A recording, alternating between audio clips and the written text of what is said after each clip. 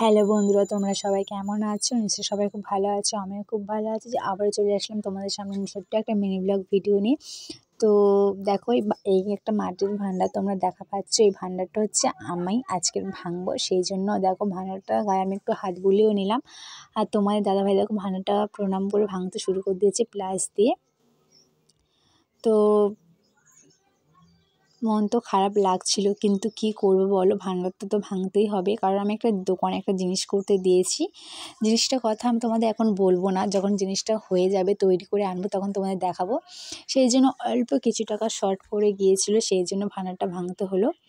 তো যদি কিছু টাকা আসে, তো তোমার দাদাভাই তো বললো এতে মিনিমাম 3-4 হাজার টাকা হবে, এর বেশি হবে না, কিন্তু আমার তো কোনো আন্দাজ নেই, আমি জানি না যেতে ক টাকা হতে পারে, কারণ এতে বেশি নোট ফেলিনি। 2-1টা মনে 100 টাকার নোট আছে, আর মানে শুধু 10 টাকার কয়েন আর 5 টাকার কয়েন।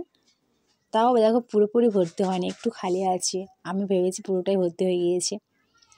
তো টাকাগুলো যখন আমি হাতে করে ধরলাম, তো আমার তো বেশ আনন্দও লাগছিল, কিন্তু টাকাগুলো তো আমার হাতে সবসময় থাকবেই না, এই টাকাগুলো এক্ষুনি চলে যাবে দোকানে। তো সেই জন্য একটু মনও খারাপ লাগছিল। তোমার দাদাভাইয়েরও তো মন খারাপ লাগছিল, কারণ অনেক দিনকার ভাণ্ডার।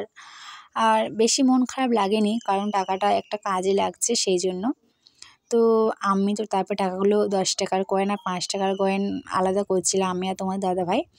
তো তোমার দাদাভাই তো খালি বলছে অনেক টাকা হবে, বেশি টাকা হবে না, 3-4 হাজার টাকা বেশি হবে না। তো আমার তো সেরকমই কোনো আন্দাজ হচ্ছে না। তোমরাই কমেন্টে কিন্তু বলবে যে এইটুকু ভান্ডারের মধ্যে ক টাকা হতে পারে।